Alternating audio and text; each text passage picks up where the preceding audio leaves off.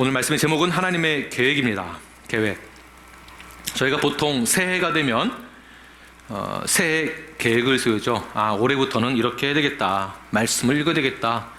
말씀을 통독을 해야 되겠다. 또는 부지런해야 되겠다. 기타 등등 저희들은 새해 계획을 세우기도 합니다. 학생들은 어떻게 공부를 해야 할지 학업 계획을 세우죠. 운동선수는 역시 대회를 준비하기 위해서 올해 내가 대회에 참가하기 위해서는 이러이러한 훈련, 목표를 세워두고 계획을 세웁니다. 교회도 새해가 되기 전에 미리 새해 표도 준비하고 계획도 준비하고 저 역시 새해가 되기 전에 엄청나게 기도하면서 준비를 합니다. 그냥 막 하는 거 아닙니다. 그래도 준비하는 것입니다. 계획을 세웁니다. 또는 아예 계획을 세울 필요가 없는 분들도 있으세요. 워낙에 실력이 출중하셔가지고 나는 계획이 없어도 알아서 저는 잘합니다. 이런 분들이 계세요. 그렇다고 해서 계획이 아예 없는 건 아니죠. 오늘 점심에는 무엇을 먹을까? 이렇게 이것을 먹어야지 하면서 계획을 세우게 되죠. 그러니까 우리 모두 다 계획을 세운다는 것입니다. 그런 것에 따라서 저희들이 이렇게 한번 생각을 해볼 수 있을 것 같아요. 과연 하나님은 어떠한 계획을 가지고 계실까? 하나님은 그 계획이 우리를 향하여서 어떻게 표현되고 있을까? 이러한 생각을 한번 해보시길 바랍니다. 또 이러한 생각 해본 적 있으신가요? 궁금하시죠? 하나님의 계획이 어떠신지. 오늘 그 부분에 대해서 함께 나누겠습니다. 3절 말씀 함께 읽겠습니다. 3절 시작. 찬송하리로다. 하나님 곧 우리 주 예수 그리스도의 아버지께서 그리스도 안에서 하늘에 속한 모든 신령한 복을 우리에게 주시되. 여기 어디에 포인트를 딱 이렇게 밑줄 그면 좋을까요? 하나님의 계획은 뭐다? 하늘에 속한 모든 신령한 복에 있다. 여기에 밑줄을 그시고 하이라이트 하시고 별표 여기다가 100만 개 쫙 하시고. 하나님의 첫 번째 우리를 향한, 우리 교회를 향한 계획은 무엇이냐면 우리에게 신령한 복을 주시길 원하신다. 이것이 하나님의 계획입니다. 이 신령한 복은 무엇입니까? 보시게 되면 하늘에 속해 있는 것이다. 하늘에 속해 있는 모든 신령한 복. 도대체 신령한 복이 무엇이길래 신령하다라고 하는 것일까요? 자, 이 세상에서 우리가 얻고자 하는 복이 있죠? 있죠. 이것이 신령한 복인가요? 그렇지는 않습니다. 신령하다라고 보지 않죠. 그럼 무엇이겠습니까? 신령한 복이란 직설적으로 이야기를 하면 바로 구원을 말하고 있는 것입니다. 우리에게 구원을 주시고자 하는 것이 하나님의 계획이다라는 것이에요. 우리가 죄사함을 받는 것이 하나님의 계획입니다. 우리가 영생을 얻는 것, 하나님이 우리에게 영생을 주시고자 하는 것이 하나님의 계획이에요. 즉 하나님이 우리에게 구원을 주시고자 하는 것이 하나님의 계획이다. 여러분, 그 신령한 복을 누리기를 원하십니까? 받기를 원하십니까? 아멘. 우리 이미 받았습니다. 그 신령한 복이 이미 우리에게 주어졌습니다.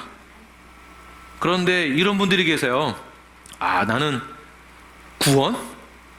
그 신나라 뭐라 하죠? 무슨 까먹는 소리 한다고 그러죠? 나는 그 구원 중요하지도 않아요. 그게 뭐라고? 나한테는 필요가 없어요. 차라리 나한테 돈을 주세요. 나의 삶의 목적은 부자가 되는 거예요. 나의 삶의 목적은 내가 잘 되는 거예요. 이런 분들이 계세요. 구원이랑은 전혀 상관이 없고 구원을 받고 싶은 마음 요만큼도 없다. 갑자기 생각나네요. 귀신. 그거네요. 이런 말씀들을 하시는 분들이 계세요. 그러나 우리 성도는, 우리 교인들은 그러한 생각이나 말을 하시는 분들은 단 한 사람도 없는 것이죠. 왜냐하면 당연히 우리는 예수님을 나의 구주로 영접하고 우리가 믿음으로 구원을 얻었기 때문에 이 자리에 있는 것입니다. 그러니 이 세상에서 중요하다고 생각하는 그 복에 대해서는 우리에게 있어서 그렇게 중요한 것이 아니다라는 것입니다. 우리에게 있어서 가장 중요한 것 무엇입니까? 그것은 신령한 복. 신령한 복이란 구원을 말하는 것이고, 우리에게서 가장 중요한 것, 우리에게서 가장 중요한 복은 세상의 복이 아니라 신령한 복, 구원이다라는 것이에요. 여러분, 구원을 받기 원하시죠? 구원을 다 받으셨죠? 이미 신령한 복이 여러분들에게 주어졌습니다. 이것을 믿으시기 바랍니다. 자, 이 신령한 복을 좀 더 세분화시켜서 본다면, 첫 번째는 부활의 소망이라고 합니다. 부활의 소망, 우리에게 부활의 소망이 있다라는 것이에요. 불멸의 약속이 우리에게 주어진 것입니다. 이것이 하나님의 계획이에요. 천국의 약속, 하나님의 자녀된 약속, 하늘나라의 것을 상속받는다라는 그 약속, 이것이 바로 우리가 받게 될 신령한 복, 이미 우리에게 주어진 신령한 복이다라고 생각을 하는 것입니다. 이것이 하나님의 계획이에요. 로마서 8장 17절 말씀을 우리 함께 읽겠습니다. 로마서 8장 17절. 온라인으로 참여하신 분들은 성경을 다 찾아보시길 바랍니다. 로마서 8장 17절 시작. 자녀이면 또한 상속자 곧 하나님의 상속자요 그리스도와 함께한 상속자니. 아멘. 예수님과 함께한 상속자. 예수님하고는 다른, 좀 더 밑에 있는, 좀 더 차별된 상속자가 아니라 무엇입니까? 예수 그리스도와 함께한 상속자. 무슨 말인가요? 우리가 예수님과 한 몸이 되었으니까 똑같은 자격으로 이 모든 것을 유업으로, 상속으로 다 받는다라는 것이에요. 이게 신령한 복입니다. 할렐루야. 얼마나 감동입니까? 이미 우리는 죽었어야 되는데, 죄 때문에 이 세상에서 살아가는 동안 우리는 진노의 자녀로 살아갔어야만 하는데, 그런데 예수 그리스도의 공로의 그 피, 십자가의 그 능력으로 말미암아 우리가 하나님의 자녀가 되었다, 상속자가 되었다라는 것입니다. 그런데 여러분들은 실제로 어떠한 상속을 받기 원하시나요? 우리 부모님이 갖고 있는 빚을 상속받기 원하시나요?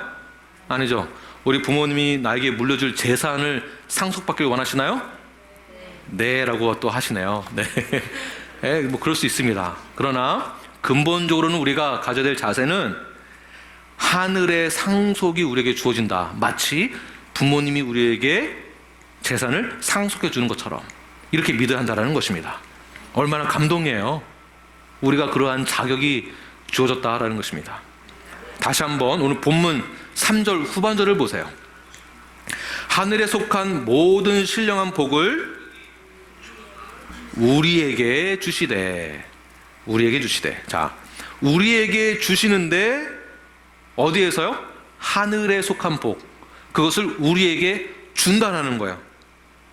이게 포인트, 이것도 포인트입니다. 이거 우리에게 주신다. 주는 자의, 그러니까 주체자가 있다라는 것이에요. 주는 자가 따로 있다라는 것이에요.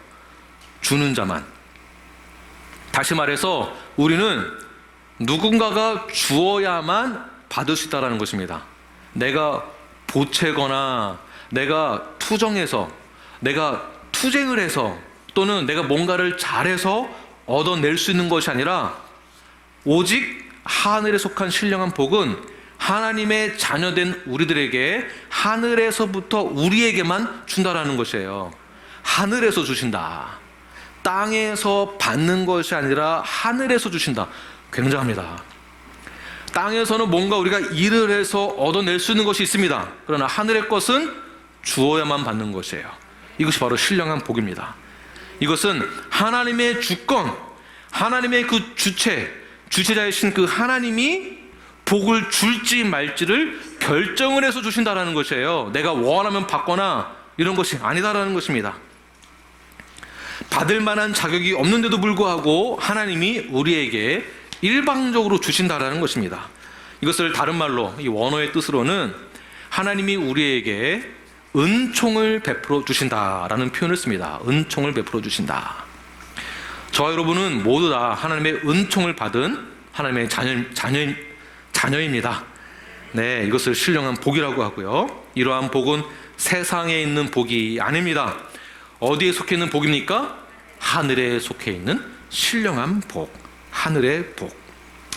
우리가 비록 이 땅 가운데서 살아가나 우리의 소속은 나의 소속은 어디입니까? 하늘이다라는 것이에요. 하늘에 속해 있다. 우리 이 땅 가운데서 힘들게 일을 하면서 생계를 유지하기 위하여 고군분투하며 이 땅 가운데서 살아갑니다. 이 땅의 법을 지켜가면서 살아갑니다. 너 얼마나 힘이 드는지 모릅니다. 생계를 유지해야 되니까. 그런데 우리는 근본적으로는 하늘에 속해 있는 하나님의 자녀입니다. 그래서 사도 바울이 이렇게 이야기합니다. 골로새서 3장 2절과 3절, 골로새서 3장 2절과 3절 말씀을 우리 함께 읽겠습니다. 시작. 위의 것을 생각하고 땅의 것을 생각하지 말라. 이는 너희가 죽었고 너희 생명이 그리스도와 함께 하나님 안에 감춰졌습니다. 아멘. 자, 다른 표현으로는 우리가 천국 시민권자를 받았다라는 것이에요. 우리가 미국 시민권을 받기 위해서는 미국 시민권을 받을 만한 자격이 되어져야 됩니다. 아무나 주지 않죠. 제가 인터뷰도 하잖아요. 시험도 봐야 됩니다. 그리고 진짜 시민권을 받을 만한 자격이 되는지 인터뷰를 하면서 그때 결정 내려지죠. 네, 그런 것처럼 하늘에 속한 천국 시민이 된 저희들은 천국 시민권자로서 우리가 가져야 될 자세가 있다는 것이에요. 무엇입니까? 위의 것을 생각하라. 땅의 것은 생각하지 말아라. 이미 우리는 땅의 것에 대해서는 죽었다. 그러나 새 생명을 얻은 우리는 하늘의 것을 생각하는, 위의 것을 생각하는 예수 그리스도와 연합되어진 새로운 몸을 갖게 되었다라고 믿는 것이죠. 그래서 우리는 이런 표현을 씁니다. 이 세상 살아가는 것은 나그네 인생이다. 나그네. 여기서 계속 살 수 있다는 것이 아니죠. 우리의 본향은 어디입니까? 바로 천국입니다. 천국. 우리가 가야 할 곳은 천국이에요. 이 땅에서 살아가는 것은 그냥 지나가는 것. 너무나 힘이 들고 고난이 있고 수고하고 어렵지만, 그러나 하늘에 속한 자로서 장차 그 영광에 비하면 이 땅에서 살아가는 것은 아무것도 아닙니다. 제가 질문하겠습니다. 여러분들은 어디에 속해 있으십니까? 여러분들은 어떠한 복을 받으셨습니까? 여러분들은 어떤 복을 받기 원하십니까? 여러분 지금 어떠한 생각을 하고 계시나요? 위의 것을 생각하십니까? 아니면 땅의 것을 생각하십니까? 여러분 위의 것을 생각하시나요? 네, 모두 다 아멘이라고 하실 줄 알았습니다. 그러나 실제로 내가 아멘 했다고 한다면 삶으로, 우리의 생활로서, 삶으로서 나타내고 증거되어지고 우리 삶으로서 이것이 확인이 되어져야 됩니다. 진짜 위의 것을 생각하고 있는지. 근데 여기서 이제 갈등 구조가 생기게 되는데요. 무엇이냐면 위의 것을 생각은 하는데 일단 눈에 보이지 않기 때문에 생각은 했으나 잠깐 돌아서는 순간 까먹게 됩니다. 지금 이 자리에서는 아멘이라고 했지만 여기서 설교가 끝나고 나가는 순간 노맨이 먼저 또 생각나게 되는 것이죠. 노맨. 위의 것을 생각하지 않게 되고 땅의 것을 생각하게 됩니다. 왜? 우리가 이 땅 가운데 살아가니까. 여기서 갈등이 생겨요. 이거 어떻게 되는 건가? 이게 맞나? 뭐가 맞나? 어떻게 살아가야 되는 건가? 사업을 하실 때에도 이게 땅의 것을 생각을 잘 해야 이게 사업이 잘 되는 게 맞는 것 같은데, 이때 위의 것을 생각을 해서 어떻게 적용해서 어떻게 사업을 하지?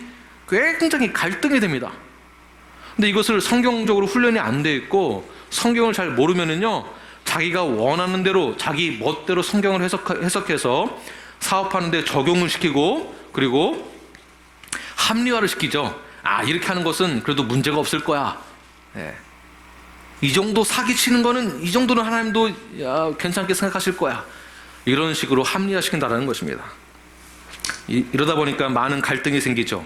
그러나 여러분, 성경을 자세히 보십시오. 위의 것을 생각할 수 있도록, 즉 하나님의 하늘에 속한 신령한 복, 그리고 이 약속의 말씀은 성경에 다 나와 있습니다. 성경에서 하나님의 약속에 대해서 강조하는 것을 많이 찾아볼 수가 있습니다. 그러므로 성경이 우리에게 주어졌고 성경을 받아들이고 성경의 무호성을 믿는다고 한다면 성경 말씀에 따라서 위의 것을 생각하시고 갈등하지 마시고 성경 말씀대로 순종하시고 성경을 붙드시는 저와 여러분이 되길 간절히 축원합니다.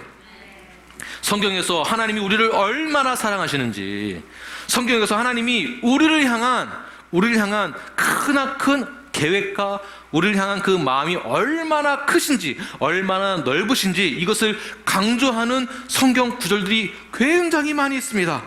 그 중에서 하나가 베드로전서 1장 4절 말씀, 우리 함께 읽겠습니다. 베드로전서 1장 4절 시작. 썩지 않고 더럽지 않고 쇠하지 아니하는 유업을 있게 하시나니 곧 너희를 위하여 하늘에 간직하신 것이라. 아멘. 할렐루야. 이 세상 살아가는 것은 결코 쉽지가 않습니다. 만만치 않습니다. 내가 열심히 한다고 하는데 또 잘 안 되죠. 성경대로 살아가려고 하는데 이것도 너무나 힘들어요. 그러나 성경에서 말하고 있는 것은 하나님의 약속이에요. 약속. 썩지 않는다, 더럽혀지지도 않는다, 쇠하지도 않는다. 그 귀한 유업을 내가 너에게 상속자로 임명하여서 내가 너에게 모든 것을 다 주겠다. 걱정하지 말아라. 그러므로 우리는 말씀에서 말하고 있는, 성경에서 말하고 있는 이 말씀을, 하나님의 이 약속의 말씀을 반드시 붙들어야 한다는 것입니다. 믿으십니까? 이미 하늘에 우리가 받을 유업이 다 준비되어 있다는 것이에요. 이것을 우리는 붙들기만 하면 된다라는 것입니다.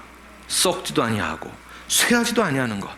그러므로 우리는 낙심할 필요도 없고 갈등을 할 필요도 없습니다.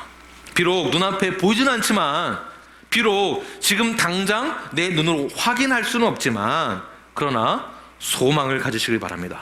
하나님의 약속과 계획을 붙드시고 믿으시길 바랍니다. 이때 우리는 더욱더 구원의 확신이 자라나고 구원의 완성을 향하여 달려가는 그러한 성화를 이루어나가는 하나님의 자녀가 되는 것입니다. 더욱더 장성한 그 믿음의 분량만큼 자라나시는 저와 여러분이 되길 바랍니다. 고린도 후서 4장 16절 우리 함께 읽겠습니다. 시작. 그러므로 우리가 낙심하지 아니하노니 우리의 겉사람은 낡아지나 우리의 속사람은 날로 새로워지도다. 아멘. 우리가 신앙생활을 하면 할수록, 나이가 들어가면 들어갈수록 당연히 우리의 신앙도, 믿음도 구원의 여정 가운데 있는, 구원의 완성의 여정 가운데 있는 우리의 성화도 점점 자라나는 것이에요. 점점 겉사람은 낡아져도 우리의 속사람은 점점 새롭게 자라나야 한다는 것이에요. 우리 형제님, 자매님 신앙생활 몇 년 얼마나 하셨어요? 우리 아버지가 목사님이세요. 제가 교회에서 태어난 사람이에요. 제가 벌써 나이가 70이 넘었는데 제 신앙생활 70년 했습니다. 그런데 신앙생활이나 가정에서의 생활이나 세상에서의 생활 빵점이에요. 빵점. 그러면 그분의 신앙생활은 어떻게 보아야 하는 것이겠습니까? 빵점이네. 연차와 아무 상관없다는 것이에요. 중요한 것은 이게 멤버십과도 연관되어집니다. 멤버십과도. 전통적으로 침례교단에서 멤버십을 줄 때 그냥 신앙 고백하는 것만으로 주는 것이 아니라 신앙 고백을 하고 실질적으로 외부에서도 세상에서도 정말 말씀대로 살아내고 있는지를 확인을 해야 했었어요. 교회에서만 아무리 거룩하게 보여지는 척 해봐야 아무 소용없습니다. 뒤에서 딴짓거리 하는 것, 안 걸리기만 했지. 그래서 저희들은 교회에서만 신앙생활 잘하는 것이 아니라 가정에서도, 여러분의 사업장에서도, 친구와의 관계에서도, 여기서도 이것이 증거가 되어져야 돼요. 계속 자라나는 모습이 있어야 돼요. 그래서 세상 사람들도 교회를 보기에, 여러분들 보기에 진짜 다르구나. 말하는 게 다르고 생각이 다른 거야. 행동도 다르고. 이것이 있어야 됩니다.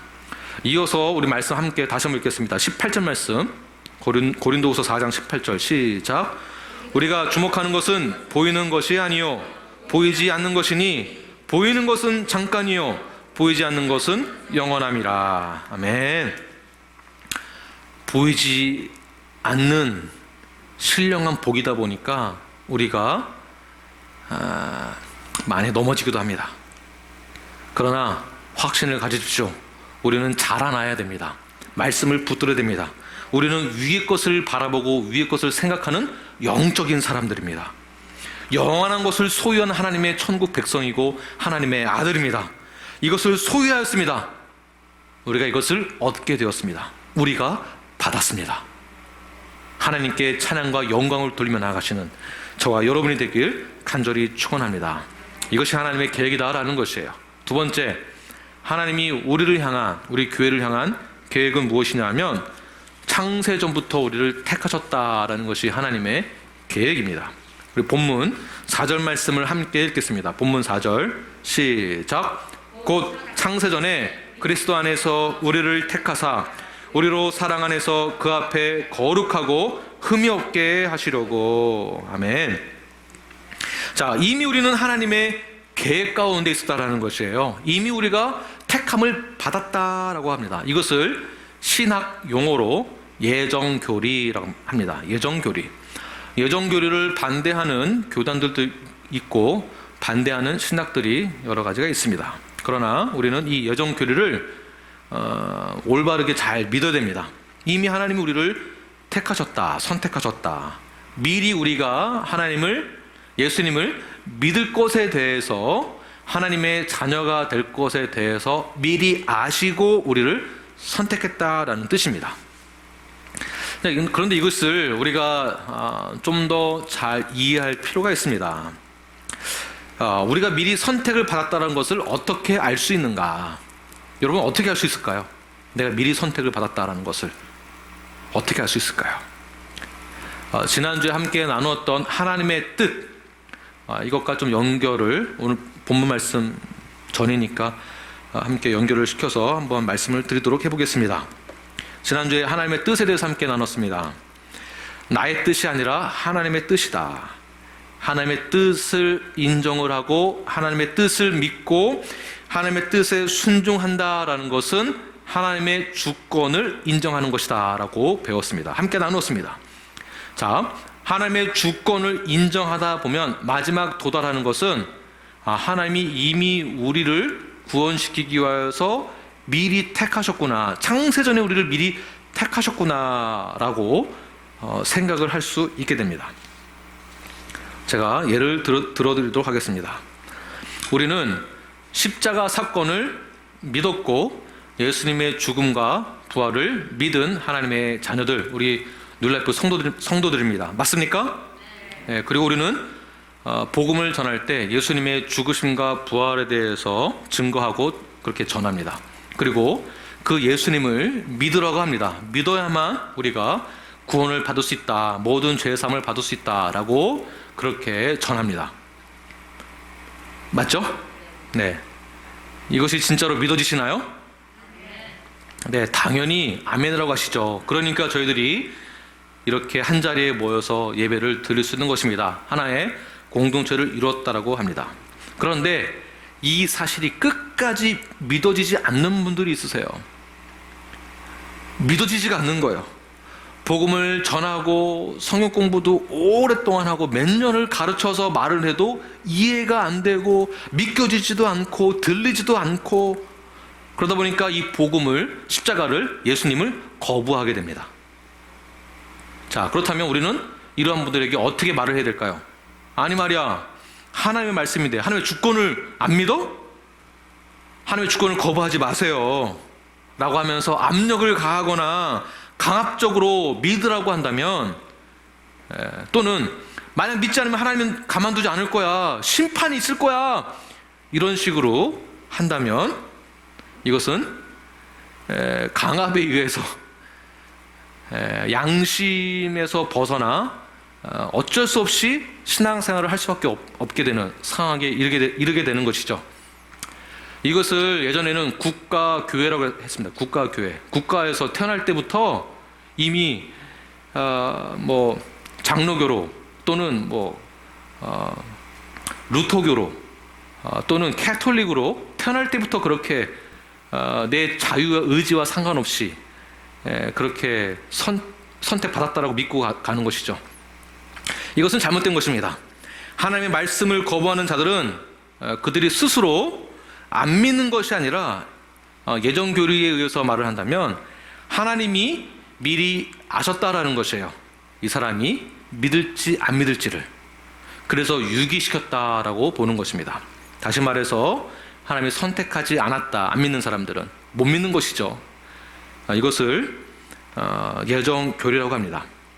자, 다시 이것을 예정교리를 저들에게 적용을 한번 해보도록 하겠습니다. 지금 우리가 이 자리에 있는 것 내가 선택해서 왔습니까? 헷갈리시죠? 내가 예수님을 믿고 죄사함을 받고 중생을 받고 경험하고 침례를 받는 것 내가 결정해서 받은 것입니까? 내가 뉴라이프의 멤버가 되기로 했을 때 내가 결정하고 내가 결단해서 내가 주님의 몸과 한 몸을 이룰 수 있다라고 결정했기 때문에 이루어진 것입니까? 내가 원해서, 내가 잘나서, 내가 뭔가 뛰어나서 내가 스스로 결정해서 된 것인가요? 그렇게 보는 것이 아닙니다. 예정교리란 하나님의 주권과 하나님의 예정하심 때문에 우리가 하나님의 주권에 의해서 이 교회에서 한 몸을 이룰 수 있게 되었다라고 보는 것입니다. 우리가 지금 이 자리에 있을 수 있다는 것 나의 결정에 의해서 모인 것이 아니라 하나님의 주권에 의해서 저희들이 이 자리에 있을 수 있다는 것을 믿으시길 바랍니다. 누가 이 자리에서 예배를 드릴 수 있는 것인가? 내가 교회 온 건가? 아니면 성령님이 나를 교회로 인도하신 것인가? 내가 결정해서 온 것 아니다라는 것이에요. 성령님이 인도하심으로 내가 이 교회에서 한 몸을 이룰 수 있게 되었다라는 것입니다.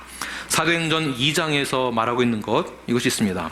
주께서 구원받은 자의 숫자가 사람들이 날마다 더하여졌다. 자, 누가 더하게 해줬습니까? 주께서 하신 거죠. 근데 복음을 전하고 여러 가지 기적과 이적이 나타났던 거 누가 했습니까? 주께서 하셨는데 실제로 누구를 통해서 누가 이루어졌습니까? 사람을 통해서. 사도행전 2장에서는 누구?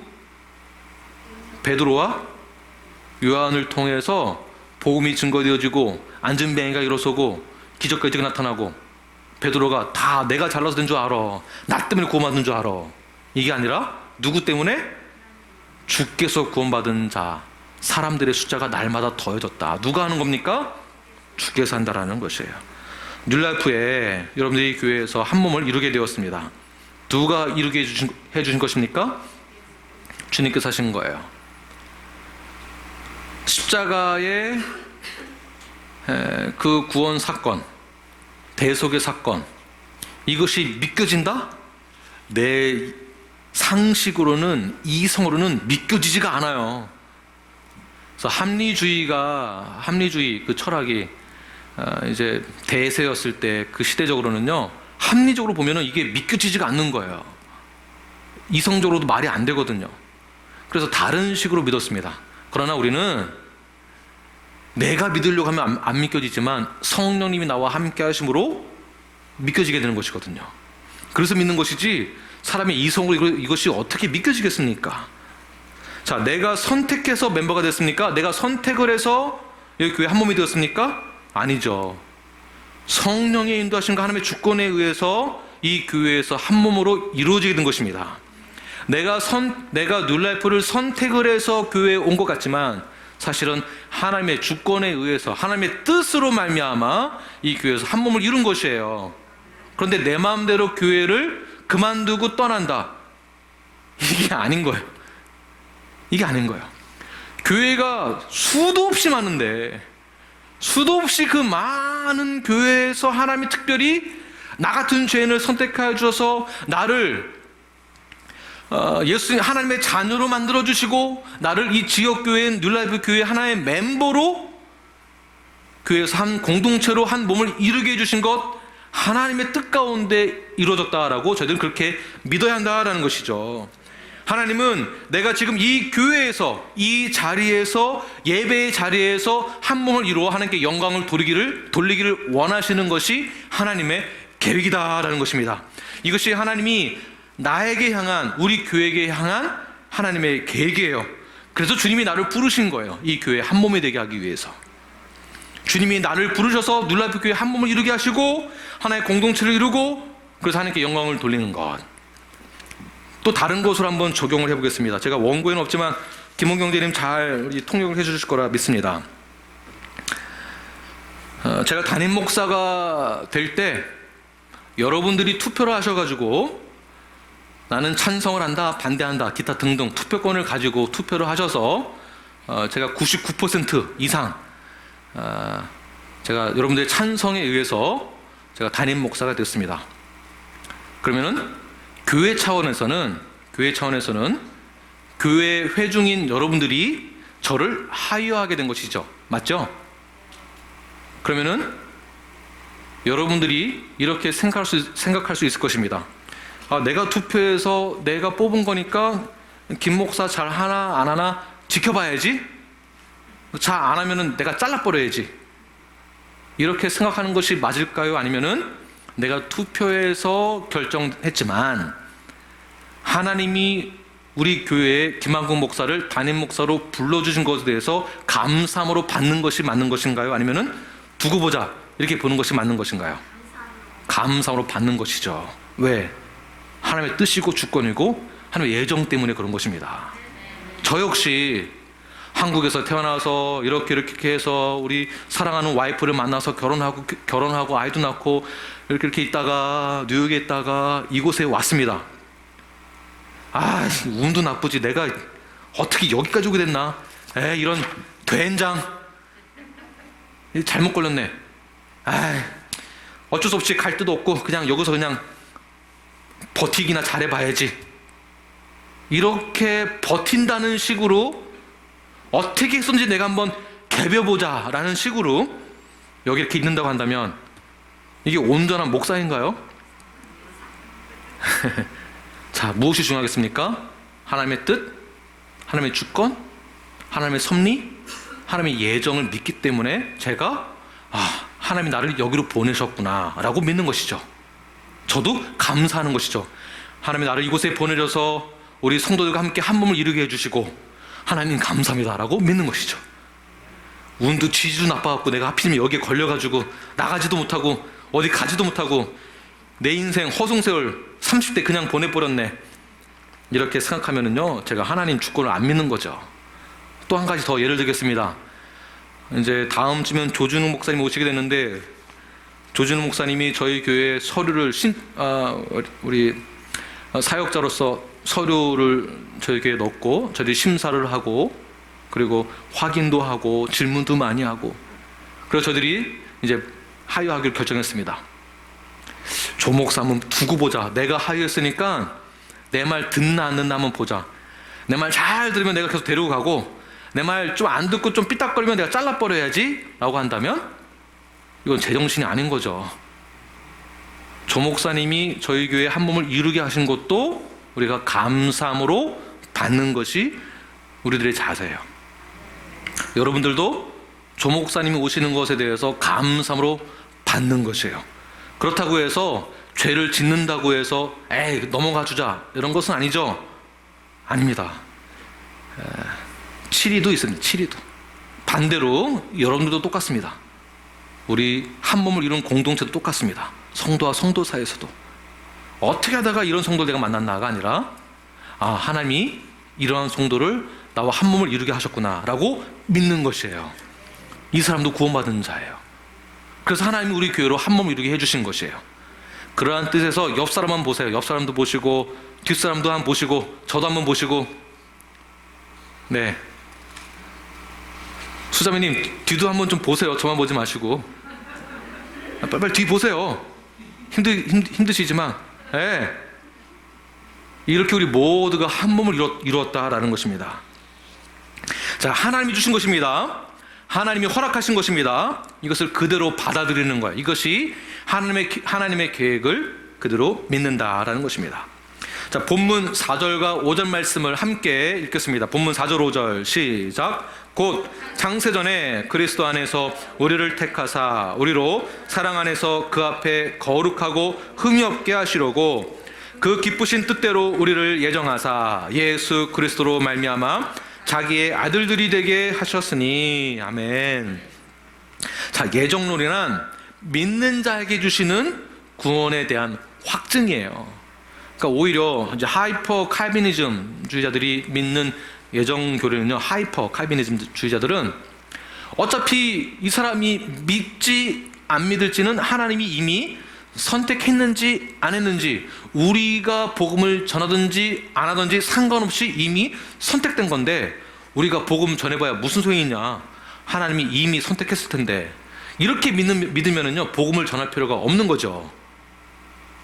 네, 그럼 우리가 뭐하러 사역을 합니까? 뭐하러 선교하고 뭐하러 전도를 합니까? 뭐하러 영혼 구원을 합니까?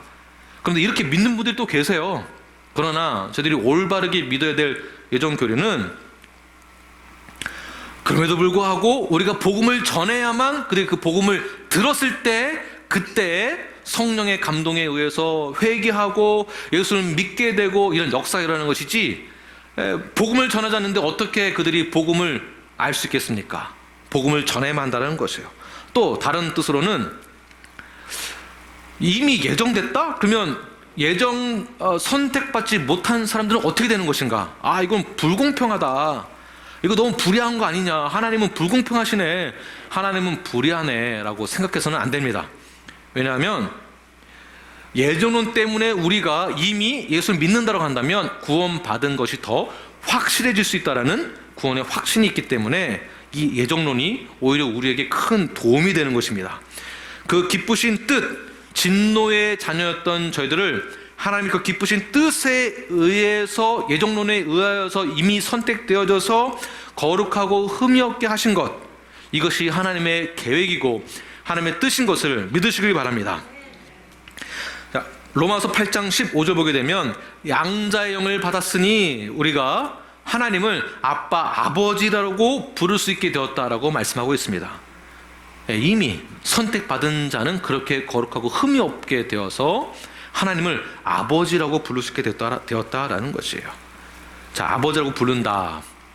노아가 저를 닮았죠?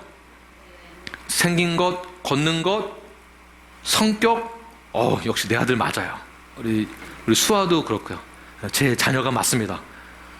어떻게 나랑 이렇게 닮은 게 많은지 모릅니다. 닮았습니다.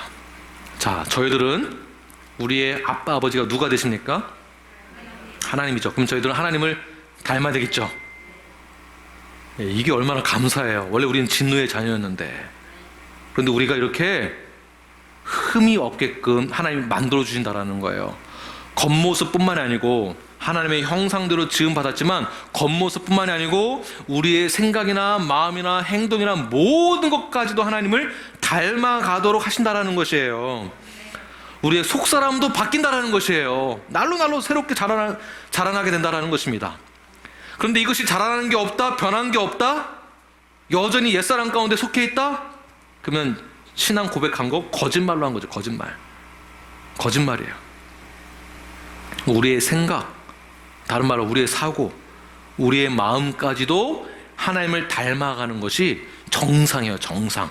왜냐하면 하나님이 우리에게 공유하시는 속성들이 있거든요.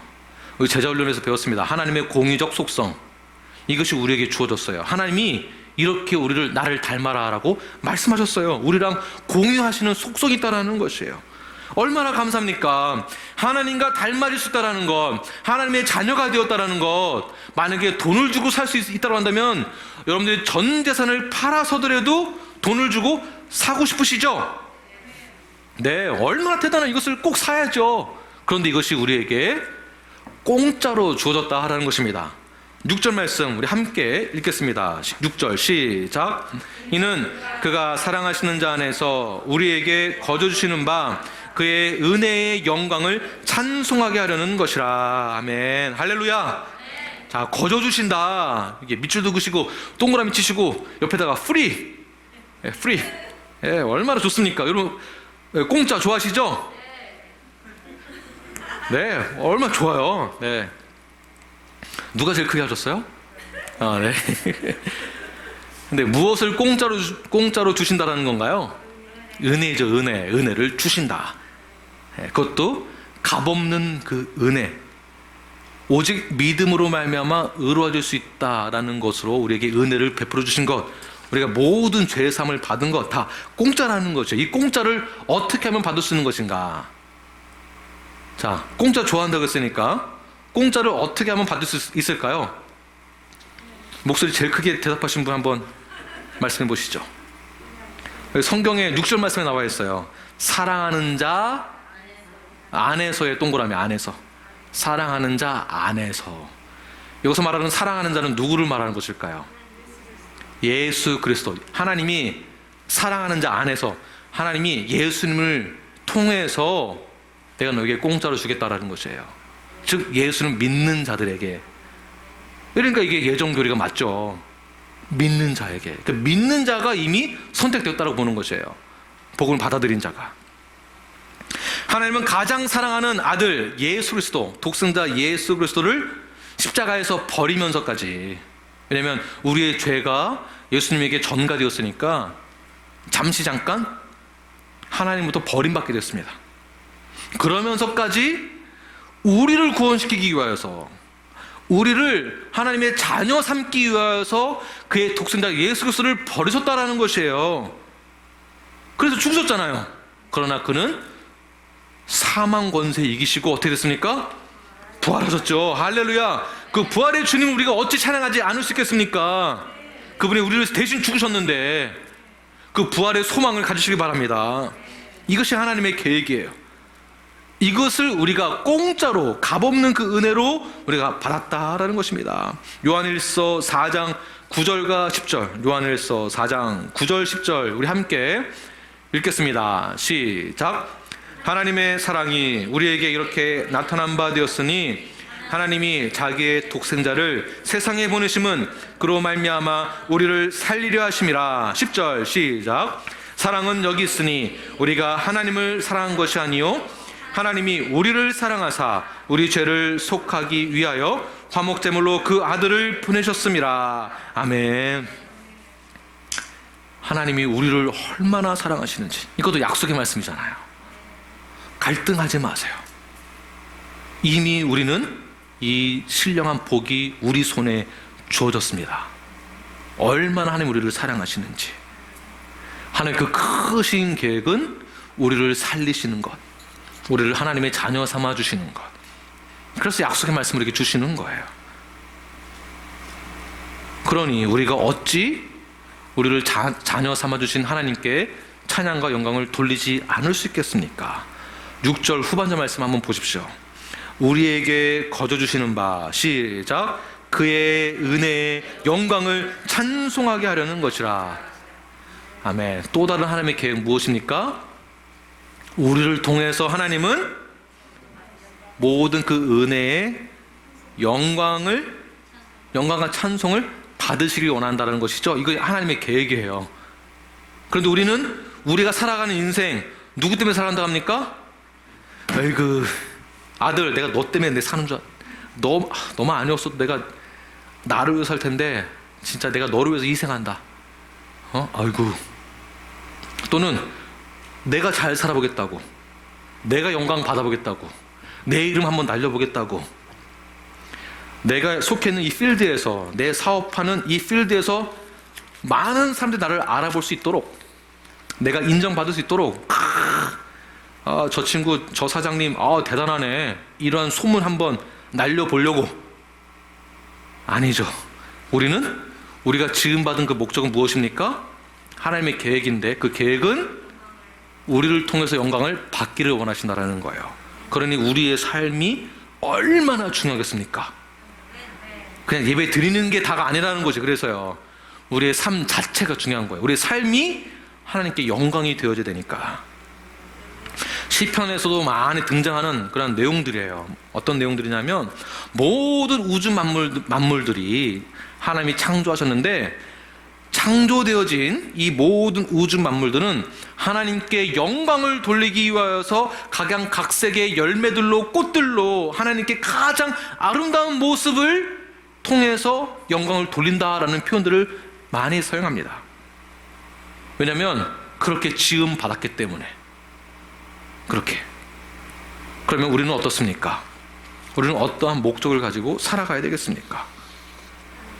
여러분들은 왜 태어났습니까? 내가 알아서 태어난 것인가요?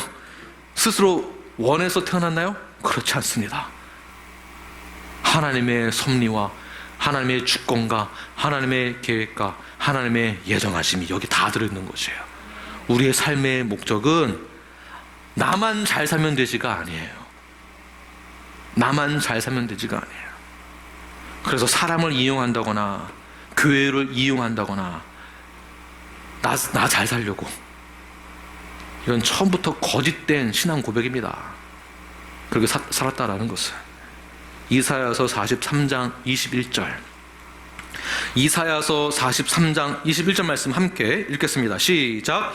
이 백성은 내가 나를 위하여 지었나니 나를 찬송하게 하려 함이니라. 아멘. 내가 나를 위해 지었다. 하나님이 나를 위해서 지었는데 그 지은 목적이 뭐냐? 나를 찬송하게 하려고. 우리가 지음받은 목적은 하나님을 찬송하기 위해서 지음받았다는 것이에요. 이 말씀을 받았으면 이 말씀 그대로 믿으시길 바랍니다. 근데 제가 솔직히 어릴 때, 정말 어릴 때 이 말씀 들었을 때, 잠깐, 그럼 내 인생은 뭐가 되지? 내가 하고 싶은 게 있고 내가 되고 싶은 게 있고 내가 원하는 게 있는데, 그럼 이거 아무것도 하지 말라는 얘기인가? 그럼 내가 원하는 것 할 수 없는 것인가? 나는 이러한 사람이 되고 싶은데 이거 하지 말라는 얘기인가? 너무 억울한데? 이런 생각을 한 적이 있었어요. 어릴 때. 여기서 우리는 갈등되고 혼동이 되거든요. 그러므로 우리는 말씀을 꼭 보셔야 돼요. 꼭. 우리는 하나님의 형상대로 지음받았습니다. 그리고 이 세상을 다스릴 수 있는 권세도 부여받았어요. 이 어마어마한 엄청난 이 사건을 잊어버리시면 안 됩니다. 억울하다, 분하다, 아깝다, 이런 생각은 버리시기 바랍니다. 이건 사탄이 주는 생각이에요. 우리는 우리의 삶의 이유와 목적은 하나님을 찬송하기 위하여서 우리가 그렇게 지음받았습니다. 그래서 에베소서에서 동일하게 말하고 있는 것, 2장 10절에서 이렇게 말씀하고 있습니다. 우리 함께 읽겠습니다. 시작. 우리는 그가 만드신 바라 그리스도 예수 안에서 선한 일을 위하여 지으심을 받은 자니, 이 일은 하나님이, 시작. 이 일은 하나님이 전에 예비하사 우리로 그 가운데에서 행하게 하려 하심이니라. 아멘. 자세히 보십시오. 똑같은 에베소서 말씀이에요. 2장에서도 우리는 그렇게 선한 일을 위해서 지으심을 받았다. 그 선한 일이 무엇입니까? 하나님께 영광을 돌리기 위하여서, 찬송을 돌리기 위하여서. 우리는 하나님의 자녀로 삼아주기 위하여서 새로운 피조물로 만드셨습니다. 우리는 하나님의 작품입니다. 우리를 하나님의 작품으로 만드신 하나님의 그 의도는 6절에서 말하는 것과 같이 우리에게 거저 주시는 바 그의 은혜의 영광을 찬송하게 하려 하심이라. 우리는 이렇게 아멘으로 화답을 해야 됩니다. 그렇게 믿는다라고 한다면 그럼 우리는 어떠한 삶을 살아야 하는 것일까요? 결론입니다. 결론. 어떻게 살아가는 것일까요? 하나님께 찬송을 돌린다라는 것, 영광을 돌린다라는 것, 도대체 무엇일까요? 네, 괜찮습니다. 네. 이게 포인트예요. 어떻게 영광을 돌려야 되는가? 어떻게 찬송을 돌려야 되는가? 주일날 예배 드리러 와서 예배만 드리면 됐다? 결코 아닙니다. 결코 아닙니다. 이게 다가 아니에요. 이것은 글쎄요, 좀 과장해서 표현한다면 10%? 그런데 이 10% 가지고 내가 할 도리 다 했다? 절대 아닙니다. 절대 아닙니다. 그렇다면 어떻게 하나님께 영광을 돌리고 찬양을 해야 하는 것일까요? 찬송을 돌리는 것일까요? 이것은 우리에게 있어서 성령의 열매로 반드시 맺어야 됩니다. 성령의 열매로 반드시 나타나야 됩니다. 우리는 교회 와서는 아멘 아멘 잘합니다. 두 손 들고 찬양합니다. 봉사도 잘합니다. 그런데 실제적으로 우리의 삶 가운데에서 어떠한 열매가 있는지를 꼭 보아야만 합니다. 성령의 열매, 사랑, 희락, 화평, 오래 참음, 자비, 양선, 충성, 온유, 절제. 이 중에서 하나라도 빠져서 안 되는 것이죠. 부족한 것이 있으면 나를 돌아보아, 나 자신을 돌아보아 계속해서 점진적으로 이 성령의 열매를 맺을 수 있도록 계속 기도하십시오. 그리고 실천하시길 바랍니다. 내가 말하는 게 어떻게 말을 하고 있는지, 나의 행동이 어떤지, 나의 삶이 어떠한지 합리적으로 생각하지 마십시오. 세상의 방법입니다. 내가 도박은 하고 있지는 않은지, 내가 어떠한 다른 땅의 것을 생각하고 있지는 않은지, 땅에 대해서만 욕심이 많지는 않은지, 실제로 저희들은 교제권 안에서도 확실하게 그 교제를 하기 위해서는 사랑, 희락, 화평, 오래 참음, 자비, 양선, 충성, 온유, 절제가 있어야 됩니다. 실제로 이것이 진짜 건강한 교회예요. 가족과 같은 교회, 그냥 친하기만 하고 우리가 이렇게 분위기는 좋고 이게 다가 아닙니다. 건강한 교회는 실제로 성령의 열매가 있어야 됩니다. 실제로. 마지막으로 한 절만 함께 읽고 마치도록 하겠습니다. 마태복음 5장 16절 말씀 우리 함께 읽겠습니다. 시작. 이같이 너희 빛이 사람 앞에 비치게 하여 그들로 너희 착한 행실을 보고 하늘에 계신 너희 아버지께 영광을 돌리게 하라. 아멘. 우리의 빛이 사람들에게 비춰져야 한다라는 것이에요. 여러분들이 어떻게 세상에서 비춰지기를 원하십니까? 너나 나나 똑같네, 이런 말은 절대로 들려서는 안 됩니다. 그래서 교회에서 치리가 반드시 있어야 하는 것이에요. 예를 들면 교회에서 어떠한 음행의 사건이 있었다. 그것을 그냥 교회에서 넘어가 준다. 어떠한 치리도 없이, 어떠한 질책도 없이 넘어가 준다? 사랑으로 넘어가 준다? 또는 죄에 대해서 그냥 넘어가 준다? 이러면은요, 세상에서는요, 당연히 교회 안 오죠. 치리를 반드시 됩니다. 왜냐하면 세상 사람들도 그렇게는 안 하거든요. 세상 사람들도 도덕을 잘 지키는 사람들은요, 그렇게 안 합니다. 나도 이렇게 안 하는데 교회는 더 하네. 누가 교회겠습니까? 그래서 우리가 두세 사람 모이면 교회잖아요. 이 잘못된 말이에요. 교회가 아니라 하나님이 함께 그 자리에 임한다라는 얘기지, 말씀이 있다라는 얘기지, 교회라는 얘기 아니에요. 교회는 치리가 있어야 교회인 거예요. 형태가 제대로 갖춰져야 됩니다. 치리가 있어야 됩니다. 자, 다시 말해서 저희들은 사람들에게 비춰질 때에도 정말 성령 열매가 맺어지고 사람들 앞에서도 올바른 착한 행실이 있어야 한다는 것이에요. 그 착한 행실을 보고 하늘에 계신 너희 아버지께 영광이 되어진다. 성령의 열매를 통하여서 하나님께 영광을 돌리시길 바랍니다. 우리는 하나님의 계획하심으로, 하나님의 예정하심으로 우리는 구원받은 자가 되었습니다. 할렐루야. 선택을 받았습니다. 진노의 자녀에서 하나님의 자녀가 되었습니다. 거룩하고 흠이 없는 자가 되었습니다. 우리를 그의 기쁘신 뜻 가운데에서 눈앞을 교회를 통하여 한 몸을 이루게 해주셨습니다. 이 모든 것을 우리는 거저 받았습니다. 은혜입니다. 공짜입니다. 이 공짜를, 이 은혜를 나누어 주십시오. 이 은혜를 전하시길 바랍니다. 내가 받은 이 은혜를 기꺼이 헌신과 섬김을 통하여서 나타내십시오. 선한 착한 행실로 하나님께 영광을 돌리십시오. 구원받은 자의 모습을 가지고 살아가십시오. 여러분의 삶의 예배로 하나님께 영광을 돌리십시오. 성령의 열매를 맺어 하나님이 원하시는 그 삶의 목적을 발견하여 오직 하나님께만 영광을 돌리며 나아가시는 저와 여러분이 되길 간절히 축원합니다. 아멘. 기도하겠습니다.